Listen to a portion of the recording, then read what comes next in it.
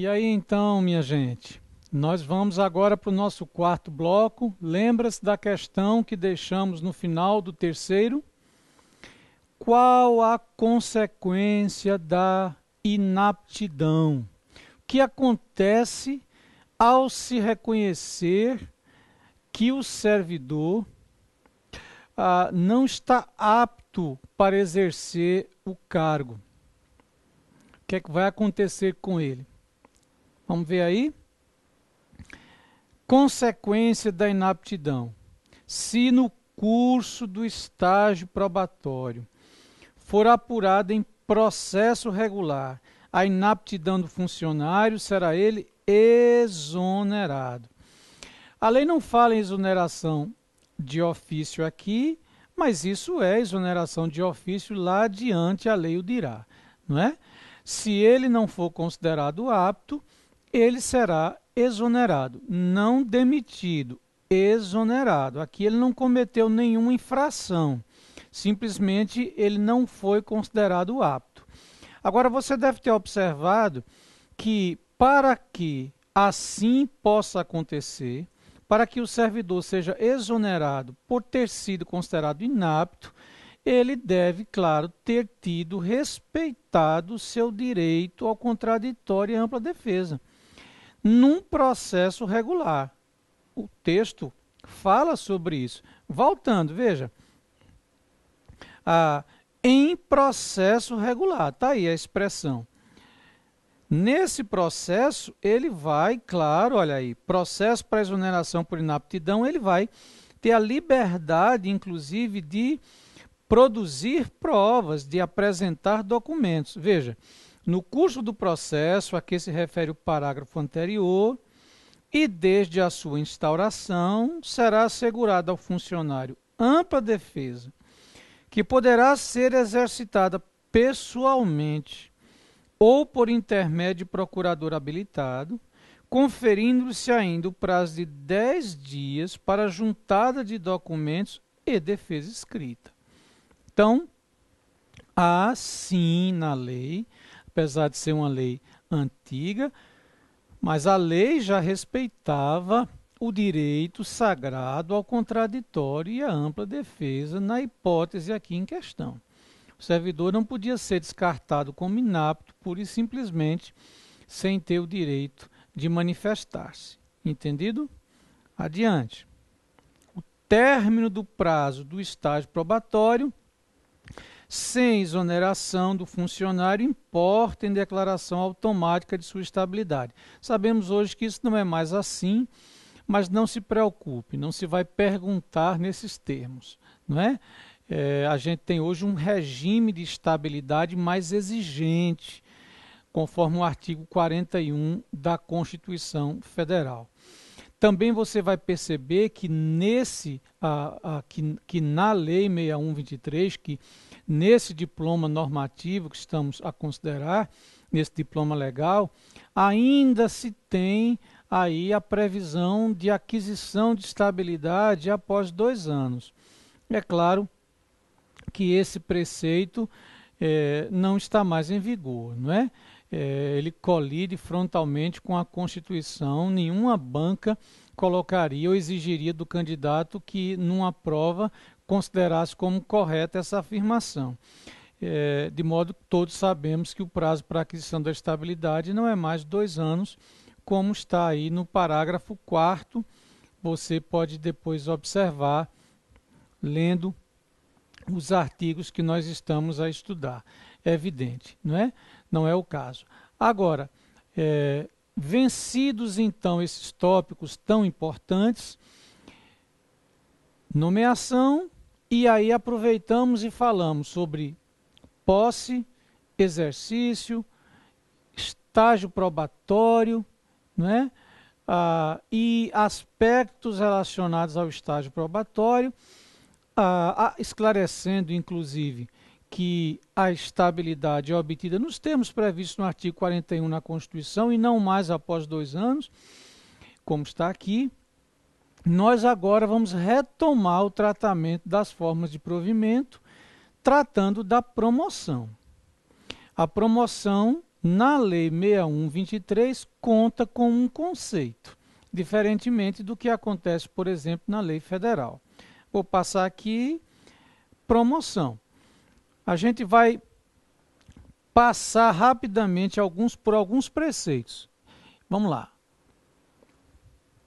Eles me pegaram na hora que eu estava tomando água, né? Vejam, o que é promoção? Qual é o conceito? Promoção é a elevação do funcionário em caráter efetivo. Então, só há promoção para quem é efetivo. A classe imediatamente superior na respectiva série. Portanto, só se fala em promoção por efetivo, para o efetivo, perdão. Só se fala em promoção para o cargo efetivo que está numa classe encartada, alocada numa série de classes. E 3. A promoção é a passagem de uma classe à classe imediatamente superior dentro da mesma série de classes. Entendido? Ótimo. Adiante. A lei prevê vedações à promoção. Ah, mas fulano eu conheço, foi promovido, apesar de estar no estágio probatório. É porque algumas leis tratam de maneira específica a promoção para certas carreiras. Se não houver uma legislação específica, então aplica-se aqui a legislação geral. Vejam que a lei não admite que seja promovido o servidor em estágio probatório ou em disponibilidade. Observe. Não haverá promoção de funcionários em disponibilidade ou em estágio probatório. Vedações legais. Continuando. Quais os critérios para promoção? Todos nós sabemos que a promoção se dá conforme o critério do merecimento ou o critério da antiguidade, como está claro na lei. Vamos observar? A promoção obedecerá alternadamente aos critérios de merecimento e da antiguidade na classe. E além disso, o critério adotado constará obrigatoriamente do ato de promoção. Importante, meus amigos e amigas, esclarecer que um servidor não pode ser promovido, por exemplo, sequencialmente por merecimento ou sequencialmente por antiguidade. Não. A lei diz que a promoção ocorrerá alternadamente pelos critérios de merecimento e de antiguidade na classe. Entendido? É um dado importante, certo? Outro aspecto a considerar é o interstício. É o tempo mínimo para que a promoção possa ocorrer. Veja aí. Interstício. A lei diz: o interstício para a promoção será de 365 dias de efetivo exercício na classe. O interstício será de 365 dias de efetivo exercício na classe. O interstício, continua a lei, será apurado de acordo com as normas que regulam a contagem de tempo para efeito de antiguidade na classe. É importante salientar que, seja na promoção por merecimento, seja na promoção por antiguidade, o que é considerado é o merecimento obtido na classe ou é a antiguidade na classe, nos termos da lei. Isso vai ficar ainda mais claro adiante, tá certo? Mas vamos prosseguir com uma pergunta que vai dirigir-nos. Se eu for promovido indevidamente, de acordo com a letra da lei, eu terei que devolver o que recebi a mais em razão da minha promoção, que veio a ser anulada? Fui promovido indevidamente, promoção anulada, terei que devolver o que recebi a mais? Isso é um tema relevante e a lei tratou dele. Veja aí, nulidade e consequência. Será declarado nulo o ato que promover indevidamente o funcionário. O funcionário promovido indevidamente não ficará obrigado a restituir o que tiver recebido. Veja só, para nós, de novo, sendo pragmáticos, o que interessa é a letra da lei. Hoje, claro, na prática, a aplicação desse preceito requer juízos sobre a conduta do próprio servidor, se ele se ouve com má fé, se ele se ouve com boa fé. Mas, pela letra da lei, se ele foi promovido indevidamente, ele não vai restituir. A letra fria da lei diz isso. A promoção será anulada, mas ele não vai restituir. Agora, outra questão que inclusive já foi objeto de prova, outro tema que já foi objeto de questão de prova e que é um tema importante, é justamente relativo à promoção do servidor suspenso. O servidor suspenso pode ser promovido. A lei fala de duas espécies de suspensão. A gente tem a suspensão punitiva, ou seja, a suspensão que é penalidade, que estudaremos adiante, e a gente tem a suspensão preventiva, lá no artigo 211, que é uma suspensão cautelar, para evitar que o servidor atrapalhe, interfira de modo negativo na apuração da infração. Então, seja num caso, seja no outro, o servidor pode ser promovido, vamos lá? Que diz a lei? Promoção do funcionário suspenso. Veja aí, o funcionário suspenso poderá ser promovido. Poderá. Mas os efeitos da promoção ficarão condicionados, no caso da suspensão disciplinar, que é a que eu chamei de suspensão punitiva, à declaração de improcedência da penalidade aplicada na esfera administrativa. No caso de suspensão preventiva, ao resultado do correspondente processo administrativo.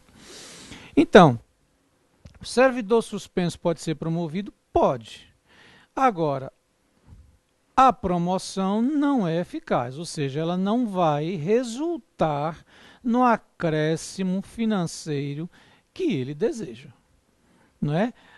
A não ser, sim, quando ocorridos os momentos que a lei prevê e você vai observá-los lendo o artigo 54.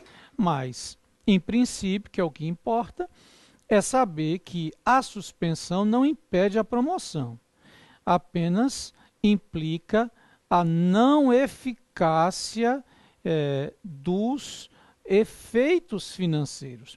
Esses efeitos financeiros vão ficar suspensos até a ocorrência do que a lei prevê. Por exemplo, no caso da suspensão punitiva, a lei dirá que a promoção depende, para surtir os seus efeitos financeiros, da declaração da improcedência da penalidade aplicada na esfera administrativa. Não só efeitos financeiros, né? Eu estou falando de efeitos financeiros, mas a lei fala de efeitos, genericamente. Então, por exemplo, eu fui suspenso, mas eu recorri. E a minha suspensão está sendo objeto de apreciação, ou num pedido de reconsideração, ou já num recurso. Não é? E na forma da lei, se essa penalidade for considerada improcedente, vamos dizer, o pedido de reconsideração for acolhido ou recurso, a promoção surtirá todos os seus efeitos. Para fim de prova, repito, interessa a letra da lei. O funcionário pode ser suspenso, mas os efeitos da promoção vão ficar condicionados ao resultado do processo que ele está respondendo. Genericamente, é isso. No caso do inciso 1, no caso de suspensão disciplinar, o resultado, ou mais precisamente, os efeitos da promoção vão depender da improcedência da penalidade aplicada, e no caso da suspensão preventiva, que não é penalidade, os efeitos da promoção dependerão do resultado do processo. Se ele foi suspenso preventivamente, é porque há um processo que está em andamento, um processo administrativo que está em andamento. Ok? Bom, é um dado importante que a gente deve considerar, a gente não deve esquecer, porque inclusive isso já foi questão de prova e a gente deve relembrar. Até porque pode cair de novo, né? De vez em quando, certas questões da Lei 6123 que apareceram há alguns anos estão voltando à baila, com alguma modificação, mas estão reaparecendo. Vedação à promoção por merecimento. Existe um preceito na lei que trata claramente deste tema. Veja aí, a vedação à promoção por merecimento está tratada no artigo 59. E realmente, nesse ponto, não há muita coisa a fazer senão memorizar. Vou apenas dar um exemplo. Não poderá ser promovido por merecimento. Veja aí o inciso 2. O funcionário que, para tratar de interesse particular, esteja licenciado na época da promoção ou tenha estado nos 2 semestres anteriores. É funcionário? É. Mas está licenciado na época da promoção ou esteve nos 2 semestres anteriores. Pela letra da lei, ele pode ser sim. Pela letra da lei, ele não pode, ser promovido por merecimento. A lei aqui não tratou da promoção por antiguidade. A vedação não diz respeito à promoção por antiguidade, diz respeito à promoção por merecimento. E veja aí as outras hipóteses, vem várias outras hipóteses, inciso 3, o inciso 4, o inciso 5, o inciso 6. Na verdade, a lei traz sim 8 incisos que tratam de não promoção por merecimento. Agora, você deve lê-los com atenção. Como é feita a mensuração do merecimento? Eu já até o adiantei.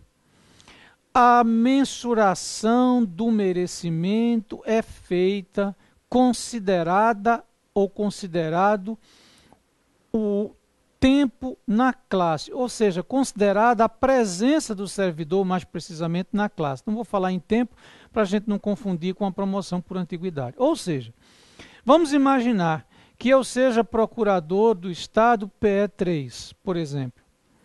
E vamos imaginar que quando eu era PE1, eu obtive muitos pontos para uma promoção por merecimento. Ora, sim, esses pontos serviram-me para a promoção para PE2. Mas eu não vou viver dos pontos de PE1, ou seja, o servidor não pode viver dos merecimentos ou dos méritos, mais precisamente, de quando estava em outra classe.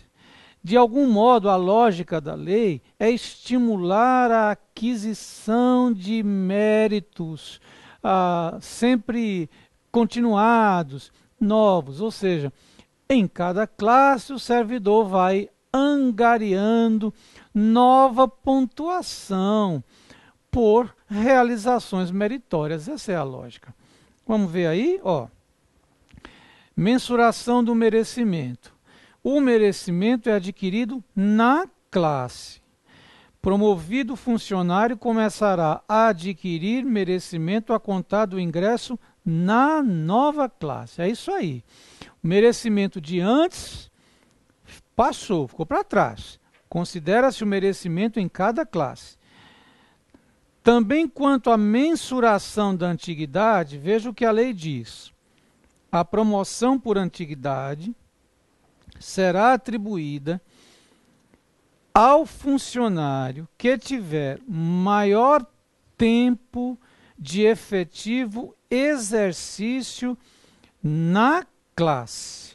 Também conta-se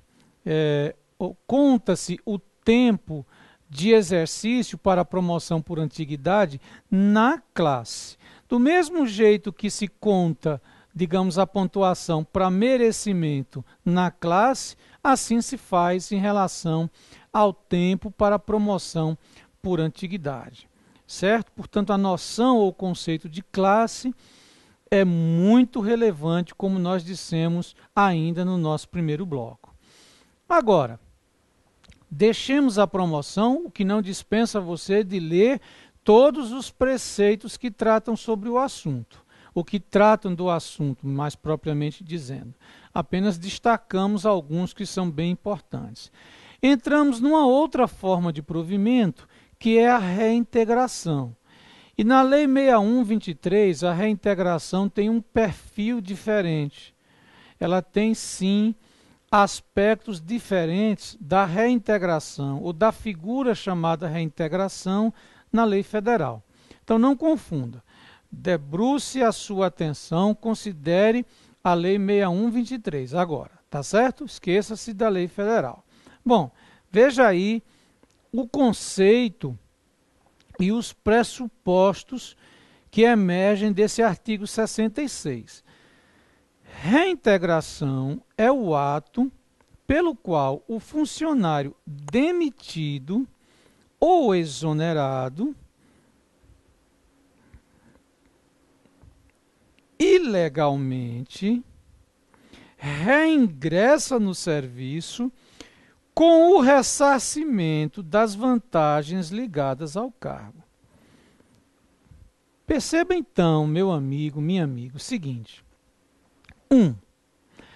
A reintegração é o ato pelo qual o servidor reingressa no serviço. Tá bom, depois a gente vai especificar melhor como é esse reingresso no serviço. Agora, 2. Se ele reingressa é porque ele saiu. E saiu de que forma? Para a nossa lei, ele foi demitido ou exonerado ilegalmente. Cuidado, na Lei 6123, a exoneração ilegal também pode ser pressuposto da reintegração, não só a demissão. Tanto a demissão quanto a exoneração ilegais podem ser pressupostos, ou são pressupostos para a reintegração. E lembre-se ainda, o reintegrado retorna, conforme aí a letra legal, com o ressarcimento, com a indenização das vantagens ligadas ao cargo.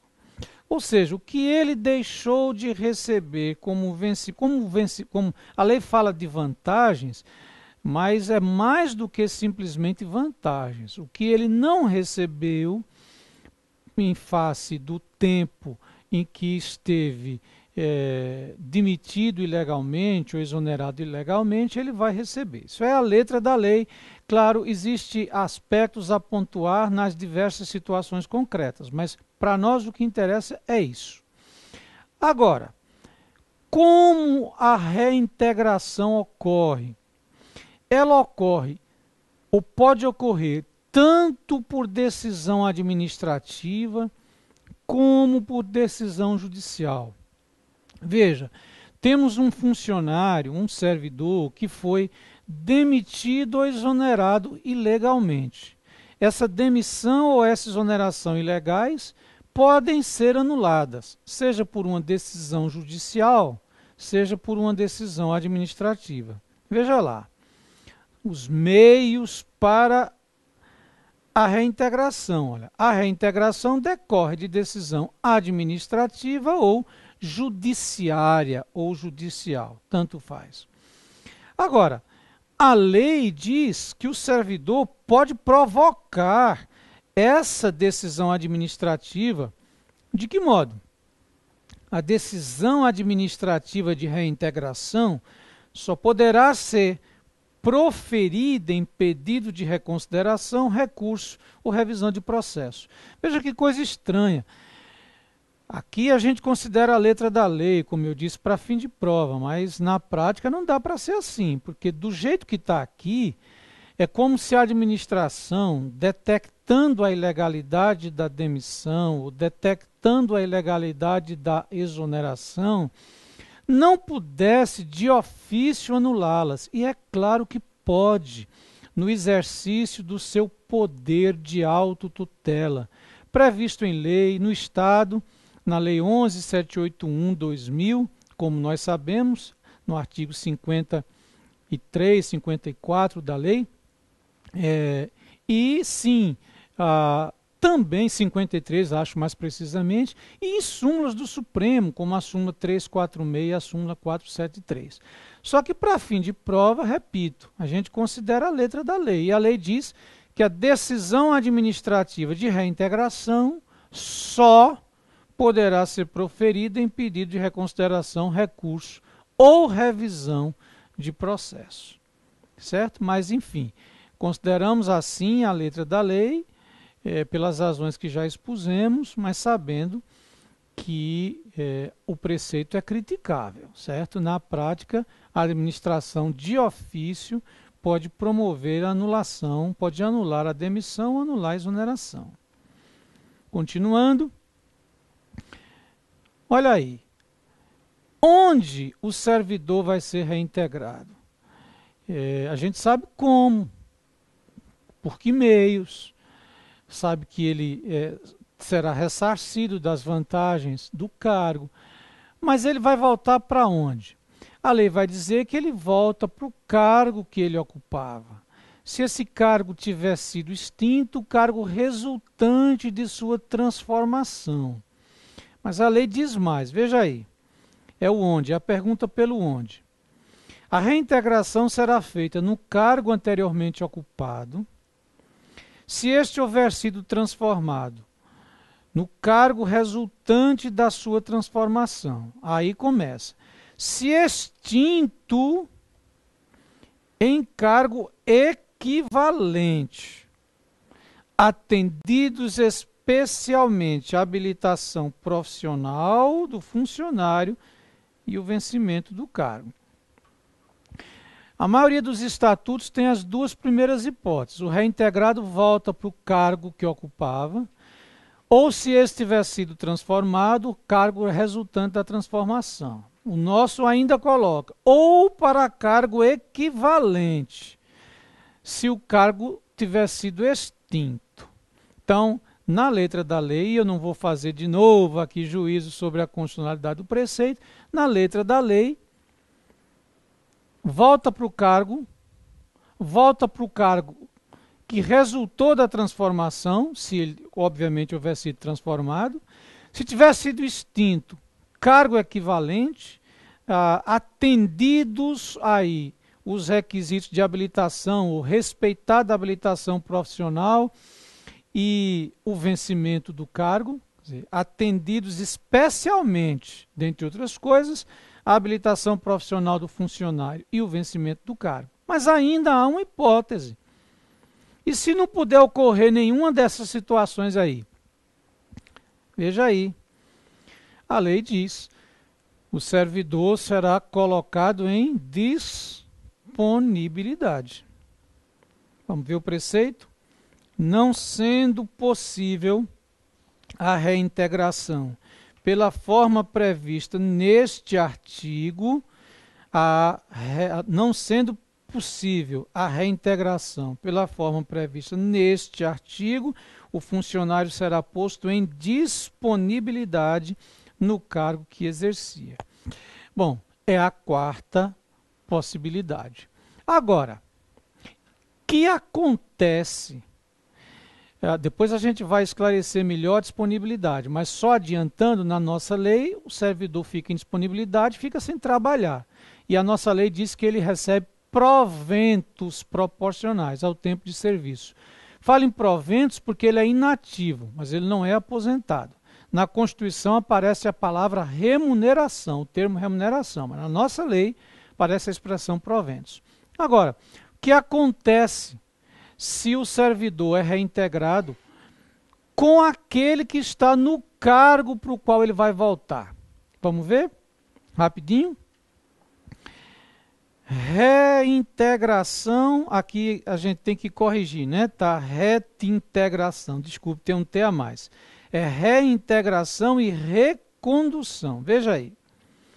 No caso de reintegração do funcionário, quem lhe houver ocupado o cargo será exonerado ou reconduzido ao cargo anterior, sem direito à indenização, ou ainda, se estável, posto em disponibilidade se o cargo anterior houver sido extinto. Então, observe, no caso de reintegração, quem estiver ocupando o cargo será exonerado, reconduzido ao cargo anterior, sem direito à indenização, ou posto em disponibilidade. Mas para ser posto em disponibilidade tem que ser estável.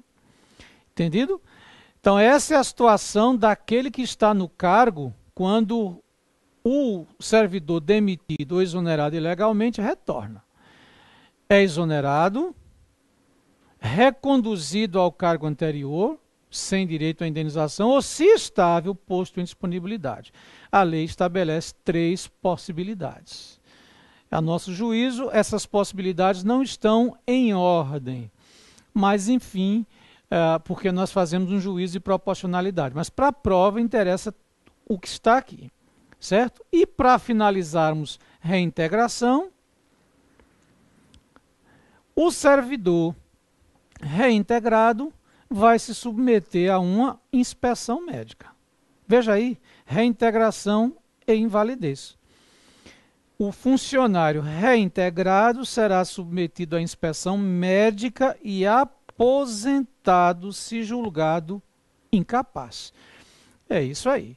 Se ele, claro, foi reintegrado e constatou-se em inspeção médica a sua condição de inválido, ele será aposentado, certo? Nós terminamos então reintegração e na aula que vem continuaremos com as formas de provimento, aí mais rapidamente, né? Porque hoje a gente aqueceu os motores. Falaremos então sobre as formas últimas, as formas que restaram de provimento, vacância, e aí trataremos de alguns direitos que merecem a nossa maior atenção. Não será possível falar sobre todos, mas nós trataremos de alguns que merecerão mais atenção da nossa parte. Ok, minha gente? Então, até a próxima aula. Um abraço a todos.